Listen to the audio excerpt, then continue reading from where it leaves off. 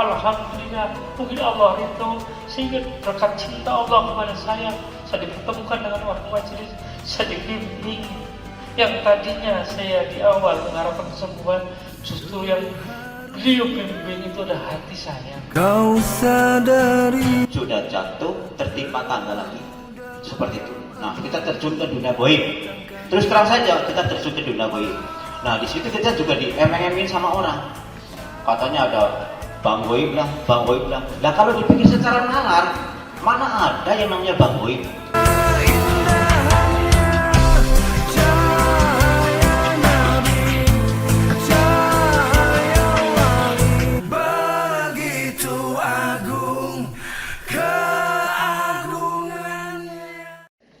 Assalamualaikum warahmatullahi wabarakatuh. Sahabat-sahabat Kang Arif Channel dimanapun Anda berada, alhamdulillah pada kesempatan kali ini Kang Arif Channel kembali hadir di dalam program Hidayah Ilahi. Hidayah Ilahi adalah salah satu program di mana kita bersama-sama menyaksikan kisah-kisah perjalanan hidup dari para hamba-hamba Allah untuk menjemput hidayah-hidayahnya. Baiklah sahabat-sahabat Kang Arif Channel, di tengah-tengah kita telah hadir beberapa narasumber dari berbagai kalangan dan mereka inilah saksi hidup yang pernah merasakan pahit getirnya kehidupan, dan insya Allah dengan perjalanan-perjalanan mereka, dengan semangat mereka bisa menjadi seperti sekarang ini. Silahkan diperkenalkan satu persatu Bapak. Dengan siapa Bapak? Terima kasih. Perkenalkan, nama saya Wasno, asli dari Desa Samudra Kulon, Kecamatan Bular, Kabupaten Banyumas. Pekerjaan saya dagang yang berupa sembako. Sembako Pak ya. Yang selanjutnya dengan Bapak siapa? Terima kasih. Assalamualaikum warahmatullahi wabarakatuh. Waalaikumsalam warahmatullahi wabarakatuh. Nama saya Rasto. Saya berdomisili di Kabupaten Banyumas, di Kecamatan Bular, dan masih di Desa Samudra Kulon. Adapun pekerjaan saya sehari-hari adalah sebagai wirausaha, bergerak di bidang jasa yang kami geluti, yaitu jasa sewa tenda ataupun resepsi hajatan. Dalam bahasa Banyumas itu teratak kok. Sahabat-sahabat Kang Arif Channel, tentunya kita penasaran dengan kisah-kisah mereka. Marilah kita sama-sama ikuti kisah-kisah mereka, simak kisah-kisah mereka, semoga menjadi inspirasi untuk kita. Yang pertama dengan Bapak Wasno Pak. Silakan Pak, dikisahkan perjalanan hidupnya. Terima kasih. Langsung saja. Di sini saya selaku tadi dikatakan katanya narasumber. Itu sebetulnya bukan narasumber lah ya. Dalam arti kita juga cara bahasa Banyumasnya itu mudah rasa atau bertukar kaulur pikiran. Kehidupan saya sehari-hari adalah pedagang. Yang pertama dulu di tahun 2021 itu kita punya usaha namanya Blandong, cara orang Banyumas. Cara orang Banyumas ini Blandong itu apa Pak? Blandong itu pertukangan. Oh. Nah, di situ kita kemungkinan ada salah jalan atau bagaimana, kita minta tolong itu yang sebetulnya itu kita hanya minta tolong itu hanya kepada Allah ya. Sebelum kita mengenal majelis, seharusnya kita minta tolong kepada Allah. Tapi ternyata di sana kita minta tolong itu kepada orang pintar. Dalam arti boleh dikatakan, kalau boleh disebut namanya, itu kita minta tolong kepada orang pintar, kita datangi, yang kalau bahasa sekarangnya minta tolong kepada dukun lah ya, boleh dikatakan. Nah itu kemungkinan kehidupan saya itu kemungkinan lain daripada yang lain, mungkin seperti itu. Nah, lainnya di bidang apa itu? Lainnya di bidang kita minta tolong ke orang pintar. Setiap malam Jumat, Kliwon, Kemis Wage, kita datangin orang pintar, bawa namanya ube rampe. Nah, setiap malam Jumat Kliwonnya itu kita bikin sesaji. Alhamdulillah, sebelum kita mengenal majelis, kita mengalami kebangkrutan. Di situ kita mengalami kebangkrutan. Di usia anak saya itu baru kelas SD kelas 4. Semua aset saya udah habis untuk membayar hutang. Itu seperti itu. Berarti pernah terjebak riba juga Bapak? Betul, terjebak juga. Nah, setelah itu kata orang bahasa halusnya itu lah, bukan orang bahasa Banyumas lah ya, bahasa halusnya itu sudah jatuh tertimpa tangga lagi. Seperti itu. Nah, kita terjun ke dunia goib. Terus terang saja kita terjun ke dunia goib. Nah, di situ kita juga diemeng-emengin sama orang. Katanya ada bang goib lah, bang goib lah. Nah, kalau dipikir secara nalar, mana ada yang namanya Bang Boy? Kan seperti itu. Berarti gini Pak, kalau Iya. Bang Boy berarti duitnya Boy juga dong. Betul. Nah, alhamdulillah. Ini kita juga bersyukur alhamdulillah yang itu kita sudah saya lewati dan alhamdulillah kita ketemu sama jamaah MDS Banyumas. Nah, di situ juga kita masih tanda tanya setelah kita mengikuti rutinan berangkat malam minggu, apakah iya jalannya seperti ini? Kita berdoa menggunakan pakai bahasa ini, apakah iya? Nah, tapi setelah kita menjalani ada berapa 2 atau 3 kali perjalanan, alhamdulillah ada perubahan. Ternyata yang selama ini kita kadang-kadang ngaji itu dan ini pakai asal amin, tujuannya kita nggak tahu kemana, kan amin. Nah, kalau di MDS Banyumas, Majelis Dzikir Silaturahmi Banyumas itu berdoa itu kita menggunakan bahasa Indonesia. Allah itu maha tahu, kita amin cuma tidak ada asal amin. Apa yang tujuan kita, berarti kan kita amin, kan seperti itu. Maaf Pak, sebentar saya potong. Berarti di awal-awal Bapak juga ada keraguan juga termasuk majelis. Betul. Di situ kita punya keraguan, apakah ini betul, apakah ini aliran apa, kan seperti itu. Nah, tapi alhamdulillah setelah kita bisa bergabung, alhamdulillah sedikit demi sedikit yang namanya dukun, yang namanya orang pintar itu alhamdulillah sudah saya tinggal. Nah, kita bergabung sama majelis kurang lebih sekitar hampir 1 tahun lah, hampir 1 tahun. Nah, tapi kita meninggalkan yang itu, yang namanya orang pinter, yang namanya dukun, dukun sewu, itu baru sekitar 6 bulan. Alhamdulillah lah baru 6 bulan. Berarti ketika Pak Wasno ini dalam sudah masuk dalam majelis pun masih menjalankan itu Pak? Nah, selama hampir 1 tahun itu kita emang di usia hampir 1 tahun kita separuhnya itu masih menggunakan yang namanya, masih kepercayaan menggunakan namanya dukun, itu seperti itu. Nah, di yang umur yang ke-6 bulan ini kita alhamdulillah sudah tidak menggunakan yang namanya dukun. Kita hanya minta kepada Allah Subhanahu wa taala dan kita ikut rutinan, dibimbing sama guru. Alhamdulillah sedikit demi sedikit ada perubahan untuk keluarga saya. Dan alhamdulillahnya lagi untuk kehidupan saya sekarang ya sudah ya boleh dikatakan membaik lah. Masya Allah, satu kisah yang sangat luar biasa dari Bapak Wasno sendiri. Nanti kita ulas lebih dalam lagi apa yang beliau dapat setelah kenal dengan majelis dan sebagainya. Selanjutnya kita ingin mendengarkan juga kisah dari Bapak Rasto yang sedikit bocoran Pak ya. Tadi di belakang kita sempat ngobrol juga bahwa Bapak Rasto ini dikenalkan ke majelis Zikir Silaturahmi Jaya Ilahi dalam kondisi sakit Pak ya. Silahkan Pak diceritakan. Terima kasih. Perjalanan kehidupan saya sendiri tentu saja banyak kesamaan dengan orang-orang di luar sana. Yang mana perjalanan hidup saya itu yang bergelut dengan dunia politik, dunia bisnis, dan yang lainnya.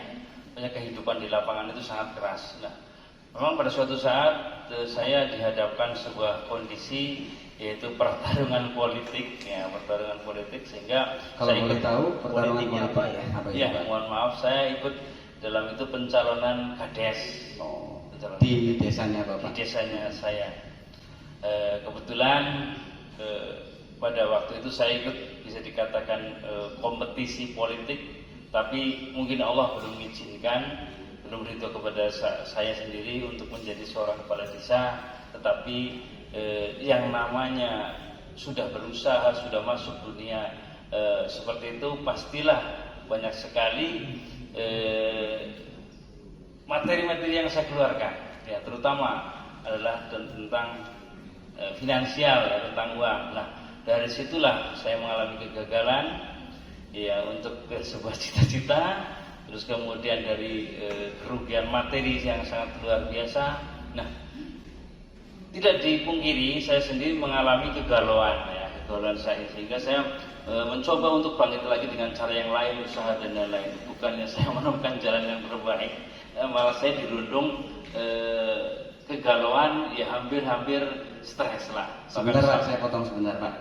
Saya flashback ke belakang tadi ya Pak ya, tentang pencalonan Bapak ini. Berarti di dalam pencalonan kepala desa ini juga Bapak mungkin terjebak dalam dunia perdukunan tadi Pak ya? Wah, itu sungguh sangat luar biasa. Pasti. Itu sungguh sangat luar biasa. Bahkan mungkin tentang hal semacam itu supranatural, saya sudah masuk atau dengan di kalangan atau di level-level supranatural yang hebat. Memang hebat. Karena pertarungannya juga sangat sangat alot ya, sesuai dengan kondisionalnya itu. Nah dari situlah saya mengalami depresi, stres dari kegagalan niatan dan kerugian materi yang luar biasa, sehingga lama kelamaan dalam keadaan semacam itu saya dihadapkan dengan kondisi keluarga. Waktu itu keluarga, mohon maaf, anak saya yang pertama sudah di bangku universitas. Luar biasa pada saat itu. Nah, akhirnya ternyata dari jasad kita yang mungkin belum terlalu kuat, akhirnya saya mengalami kelemahan dalam tubuh kita, sehingga saya kena penyakit yang mungkin semua orang dan kemungkinan besar orang pada takut ketika mendengarnya. Bisa diceritakan penyakitnya, Bapak? Ya, penyakit yang saya derita itu penyakit di zaman sekarang, di zaman akhir zaman ini yang sangat menakutkan. Itu penyakit saya, ya mohon maaf, penyakit stroke. Masya Allah. Nah, sahabat-sahabat Kang Arif Channel, demikian tadi kisah dari Bapak Rasto yang saat itu terjebak dalam iming-iming dunia. Beliau terjebak dalam pertarungan politik dan sehingga akhirnya membuat beliau menjadi sakit. Kita kupas lebih dalam nanti Bapak ya. Baiklah sahabat-sahabat Kang Arif Channel, tentunya penasaran dengan kisah-kisah perjalanan mereka selanjutnya. Saya langsung tanya saja ke Pak Wasno. Pak Wasno, Ya. apakah Pak Wasno setelah masuk ke majelis zikir silaturahmi saya ilahi ini, kisah awal perjalanannya seperti apa Pak Wasno? Kisah perjalanan saya waktu mau masuk majelis itu memang tantangannya berat. Dalam arti berat begini, kita berangkat rutinan itu mulai start itu sekitar jam 9 malam. Jam 9 malam. Selesai jam 12, itu minimal jam 12 minimal. Bahkan maksimalnya di situ maksimalnya sampai jam 1, jam 2. Jam 1, jam 2 Pak ya. Tapi alhamdulillah setelah kita bisa masuk ke majelis, ada manfaatnya, kita ikut rutinan, alhamdulillah kehidupan kita juga sekarang sudah ya boleh dikatakan membaik lah. Dalam arti dulu kita berusaha menggunakan seperti ini, alhamdulillah setelah kita masuk majelis, kita berusaha dengan metode minta kepada Allah Subhanahu wa taala. Itu seperti itu. Berarti yang perkara-perkara yang masa lalu Bapak tentang perdukunan, tentang perkara koib dan sebagainya sudah ditinggalkan, Pak? Alhamdulillah sudah ditinggalkan. Alhamdulillah. Nah, terus yang lebih menariknya lagi kita ikut majelis. Kita juga kan sedikit ada penyakit lah ya. Kita punya bulan penyakit yaitu yang namanya asam lambung, terus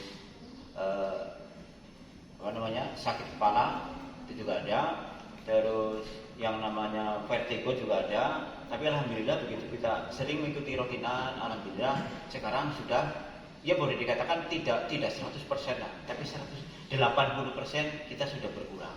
Nah itu juga kita bingung, itu berkurangnya dari mulai kapan tiba-tiba penyakit saya sudah plong hilang, itu seperti itu. Nah Terus boleh diceritakan nggak Ya. Pak metode yang diajarkan di majelis untuk menghilangkan rasa sakit dan sebagainya itu seperti apa Bapak? Begini caranya, kalau di majelis itu yang pertama adalah kajian-kajian ya, taruhlah boleh dikatakan kalau bahasa Banyumasnya itu ya siraman rohani lah dalam arti di sana. Di sana di Banyumas kan adanya cuma bos-bos. Itu bukan bahasa Banyumas Pak, bahasa Indonesia Pak. Oh iya, itu bekas bos itu namanya bekas orang sakit. Saya sendiri pribadi juga saya sampaikan, saya sakitnya itu seperti itu. Nah, yang terakhir adalah sakit yang tadi namanya asam urat, lambung, terus katanya vertigo itu dan inilah ya. Nah begitu saya ikut di majelis, alhamdulillah sudah berkurang. Tadinya setiap asam urat saya kumat beli obat.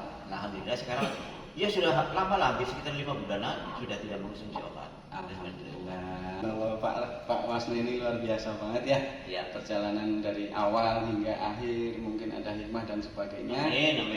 Dan semoga istiqomah Pak Wasno Amin. ya. Amin ya rabbal alamin.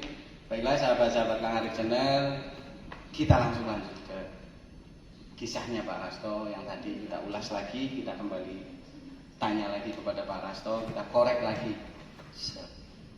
Untuk Pak Rasto sendiri, tadi kan dikatakan ya bahwasanya Pak Rasto ini masuk ke majelis ataupun Pak Rasto ini pernah terjebak dalam penyakit Pak ya, yang namanya stroke itu Pak. Nah, sekarang saya lihat Bapak ini sangat segar bugar Pak, sangat Masya Allah, kondisinya sangat fit Pak ya. Saya lihat secara zahir Pak. Alhamdulillah. Itu kisah awalnya itu seperti apa Pak? Bisa sehat yang sekarang ini Pak? Terima kasih. Ini saya lanjutkan kembali dan mudah-mudahan siapa saja yang mendengarkan atau menonton acara ini bisa memotivasi atau menjadi solusi teman-teman kita semuanya di luaran yang prosesi kehidupannya mirip-mirip atau hampir sama dengan saya sendiri.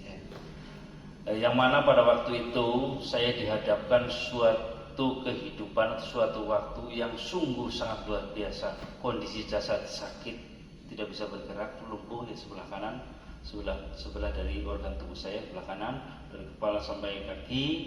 Nah, kemudian secara kehidupan keluarga saya dihadapkan anak saya itu lagi di kuliah tadi Pak. Ya, bangku kuliah semester 3 waktu itu. Nah, itu baru saja menginjak, padahal jatahnya kan S1 itu ya. Sungguh luar biasa. Nah, dari kegalauan yang semacam itulah yang saya benar-benar kalut, padahal dalam kondisi semacam itu, dalam kondisi kalut, bingung kemana saya harus mencari solusi ini. Kalau secara pikiran mungkin Bapak ya, terus jiwa juga tidak tenang, kondisi sakit dan sebagainya itu menambah beban juga Pak ya. Luar biasa. Terus selanjutnya Pak? Ya. Di tengah kekalutan kehidupan saya, memang ada support dari keluarga juga bagaimana upaya agar saya sendiri bisa sembuh, bisa bisa melalui masa-masa semacam ini dan kondisi rumah tangga keluarga termasuk perekonomian bisa berjalan, bisa meneruskan cita-cita anaknya. Memang supportnya saya dibawa ke rumah sakit, bahkan rumah sakit yang ya kelas elit lah di level Banyumas ya. Enggak luput juga dari supranatural, terjebak lagi tabib atau hal yang lainnya. Pokoknya karena pengen sembuhnya itu, sehingga berbagai cara kita lewati atau kita jalani. Tapi alhamdulillah di suatu ketika, ya mungkin Allah sudah menakdirkan atau menggantikan saya di tengah-tengah kesedihan saya, kekecewaan saya, depresi saya. Allah menunjukkan hidayah kepada kita sehingga suatu saat itu saya dipertemukan dengan santri atau jamaah majelis dzikir silaturahim umat cahaya ilahi yang berada di Kabupaten Banyumas. Nah, pada saat itulah saya bertemu dengan beliau. Saya pada awalnya juga ya harapan saya adalah kontaknya adalah sembuh waktu itu. Tetapi ternyata ketika saya dihadapkan dengan seorang santri dari majelis itulah beliau menjelaskan dan dalam pengertian makna sakit. Nah, akhirnya dari situlah saya disadarkan pengertian sakit itu asbabnya dari mana atau bagaimana caranya untuk menyembuhkan. Nah, ternyata di majelis itu dipahamkan berkat beliau salah seorang santrinya dipahamkan perkara sakit. Nah, sehingga waktu itu saya juga sendiri tercengang. Nah, alhamdulillah dengan sedikit mungkin otak saya yang masih tersisa, saya bisa flashback untuk mengenang perjalanan hidup masa lalu saya. Nah, di titik itulah saya akhirnya oleh beliau diajarkan untuk beristighfar, bahkan dibimbing untuk melakukan secara zahir, yaitu kita kepada Allah meminta ampun, atau yang agak sedikit sakralnya itu kita meminta atau kita melakukan taubatan nasuha. Nah, di saat itulah suatu kejadian yang luar biasa, seluruh tubuh saya bergetar semuanya. Benar-benar saya mengalami suatu kehidupan yang luar biasa. Selama ini saya belum pernah menengok perjalanan hidup saya ke belakang.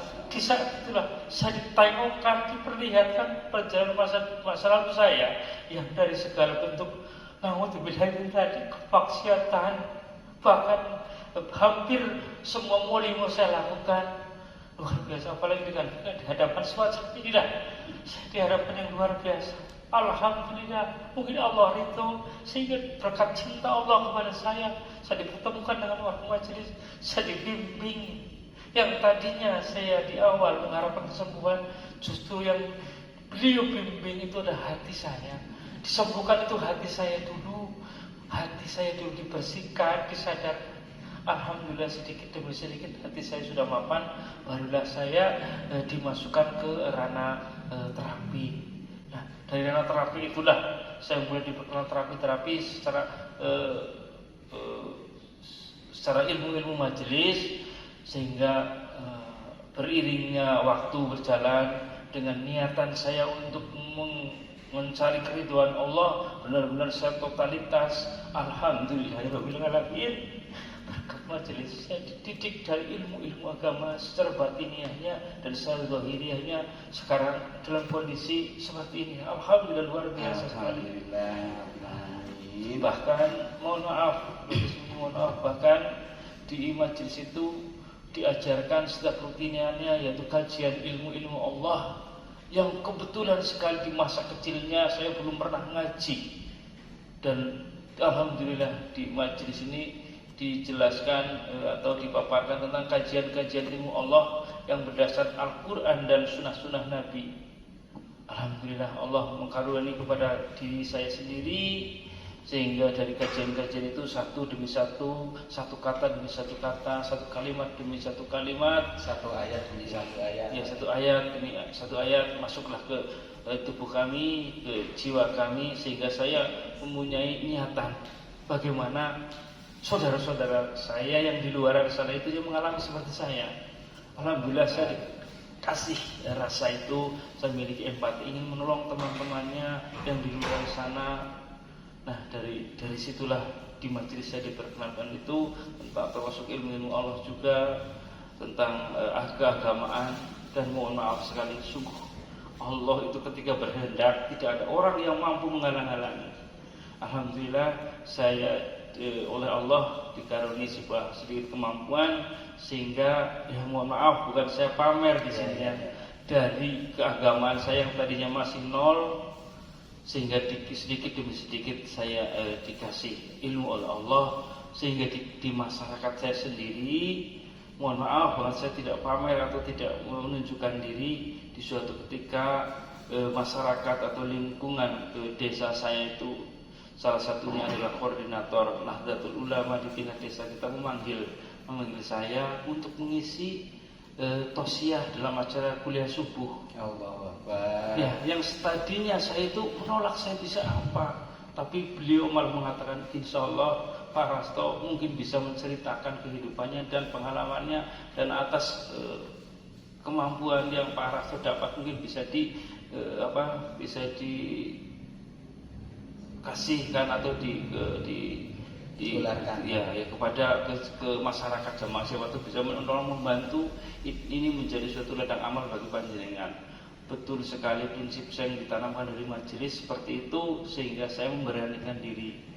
Nah, alhamdulillah di tahun lalu 1 bulan full setiap pagi saya mengisi tausiah, ya, walaupun itu hanya sebentar sehabis pada subuh sampai menjelang siang di setiap musola. Saya dipercaya semacam itu. Alhamdulillah ini luar biasa. Terima kasih Majelis Zikir Silaturahim Umacahi lain telah membimbing saya, menuntun saya dari zaman kegelapan, zaman kejahilian, sekarang sudah mulai menempuh jalan yang terang. Alhamdulillah. Selanjutnya saya ingin mendengar nih, mungkin sahabat-sahabat Kang Arif Channel juga ingin mendengar apa hikmah yang dapat diambil daripada narasumber kami ini, dan insya Allah nanti bisa menginspirasi sahabat-sahabat Kang Arif Channel. Silakan Pak Wasno, sampaikan hikmah apa yang didapat setelah masuk ke majelis Zikir Silaturahim Umacahi Ilahi cabang Banyumas. Terima kasih. Untuk hikmah masuk ke majelis itu sebetulnya banyak sekali hikmahnya. Ya tadi yang pertama adalah kita sebelum kita masuk majelis, kita main ke dukun itu dan ini, nah yang main ke dunia goib itu dan ini, nah ya. Tapi alhamdulillah hikmah setelah kita masuk majelis, alhamdulillah hal-hal seperti itu sudah saya mulai ditinggalkan. Ya, alhamdulillah untuk kehidupan saya, rumah tangga saya itu alhamdulillah sudah membaik, alhamdulillah. Dan hikmahnya lagi di sana kita waktu ada mengikuti rutina itu ada yang namanya terapi itu kan cuma hadiah. Iya. Itu hadiah. Setelah kita mengikuti rutina itu ada hadiah terapi. Yang tadi saya sudah sampaikan bahwa saya punya penyakit A sampai Z itu sudah saya sampaikan, alhamdulillah sudah plong. Nah terus simpangnya lagi yang tadinya lebih mendekat kepada Allah. Iya, yang benar. Yang tadinya terus terang saja saya yang namanya sholat itu terus terang saja ini sebelum kita masuk majelis itu cuma hanya bahasanya kan sakrib. Sakrib itu, nah kadang-kadang itu cuma isya dan maghrib. Nah, setelah kita masuk ke majelis sibahnya itu istri saya kadang sudah menegur, ini sudah saatnya sholat zuhur, udah zuhur belum? Seperti itu. Nah, berarti masuk ke majelis ini bersama istri juga, Pak? Alhamdulillah sama istri. Alhamdulillah sama istri. Ya. Dan sekarang alhamdulillah banyak perubahan. Nah, cuman ini kita minta tolong sama Allah, bahwa semoga Allah cepat mengabulkan permintaan saya. Saya dari dulu, walaupun saya perjalanan saya itu kadang tadi saya sampaikan minta tolong sama orang pintar, sama orang dukun. Ini saya yang dulu saya tercapek itu hanya saya kepengin kalau ibadah haji sih kemungkinan untuk usia saya karena usia saya itu udah oversek lah ya, dalam arti oversek itu udah 50-an. Nunggu berapa puluh tahun, sekitar 22 tahun itu kan itu kalau nyampe, Pak. Kalau nyampe ya kan nggak mungkin lah ya. Mungkin Allah yang bisa mengabulkan. Yang untuk kita minta yang kepada Allah yang secepat mungkin itu kemungkinan saya supaya bisa merasakan ibadah umroh. Itu cita-cita saya seperti itu. Bukan untuk kekayaan, bukan. Iya. Untuk kedepannya itu seperti itu. Alhamdulillah. Ya. Cita-cita yang sangat mulia dari Bapak Wasno dan semoga Allah meridhoi, Pak ya. Amin. Lanjut ke Pak Rasto. Setelah jenengan tadi dengan kisah yang sangat luar biasa, dengan kisah yang mengharu itu tadi, apa yang Pak Rasto dapatkan setelah bergabung dengan majelis Zikir Silaturahmat saya tadi? Ya, terima kasih. Saya lanjutkan. Perjalanan saya masuk majelis itu memang selalu saya terinspirasi dari perjalanan saya sebelum masuk majelis, yaitu dikala saya masih sakit lumpuh, nggak bisa bawa sepeda motor. Alhamdulillah ketika sudah dimasuk majelis, saya sedikit demi sedikit tubuh saya sendiri, organ tubuh saya sendiri semakin pulih sehingga motor alhamdulillah saya sudah bisa, dan alhamdulillah juga saya bisa kembali seperti dulu, bisa membawa mobil atau nyetir. Nah itu adalah suatu hal yang luar biasa. Karunia apa? Terinspirasi dari saya itu saya melihat mungkin saudara saya di luar sana juga ada yang mempunyai nasib yang seperti saya, sehingga saya ingin memperdalam kajian-kajian apa yang diberikan dari majelis kepada seluruh umat, ya utamanya saya. Dari situlah saya akhirnya menjadi semangat saya untuk menularkan apa yang saya dapat dari majelis, apa yang saya dapat dari majelis. Ingin keluarga terdekat saya mencicipi dari ilmu-ilmu majelis, yang mana ilmu-ilmu Allah yang berdasarkan Al-Quran dan sunnah-sunnah Rasulullah. Jadi waktu Bapak ini dalam kondisi sakit tadi, Bapak sampai nggak bisa bawa motor, Pak? Sama sekali saya tidak bisa lumpuh motor. Total, Pak, ya? Total. Terus di kala itu kan Bapak, saya ingat betul Pak ya, pernah berjanji kalau saya bisa bawa motor saya akan istiqomah di majelis, dan itu insya Allah menjadi doa ya Bapak untuk Bapak ya. Jadi saya berharap Pak Wasno, Pak Rasto bisa istiqomah di majelis dan bisa meneruskan perjuangan guru besar kita menjadi umat-umat yang terbaik di akhir zaman ini Pak ya. Amin ya Allah. Baiklah sahabat-sahabat Kang Arif Channel, demikian tadi kisah-kisah hikmah daripada tamu-tamu kita saat ini. Satu kesimpulan yang dapat kita petik bahwasanya Allah pasti hadirkan masalah untuk kita, Allah pasti uji kita, Allah pasti bertemu dengan segala masalah kita. Dan di majelis inilah insya Allah sebagai tempat ataupun solusi bagi setiap permasalahan kehidupan, baik itu sakit, sulit dan masalah-masalah kehidupan lainnya. Semoga kisah-kisah yang disampaikan para tamu kita ini bisa menginspirasi sahabat-sahabat Kangarek Channel dimanapun, dan semoga pula kisah-kisah mereka bisa memotivasi kita untuk lebih mendekat lagi kepada Allah, karena Allah sendiri menguji kita, mengukur kita dengan berbagai masalah, dan satu solusi pastinya taubatan nasuha. Terima kasih. Saya selaku pembawa acara mengucapkan terima kasih yang sebesar-besarnya. Mohon maaf apabila ada kesalahan kata dari saya pribadi. Akhirul kalam, wabillahi taufiq wal hidayah. Wassalamualaikum warahmatullahi wabarakatuh. Waalaikumsalam warahmatullahi wabarakatuh.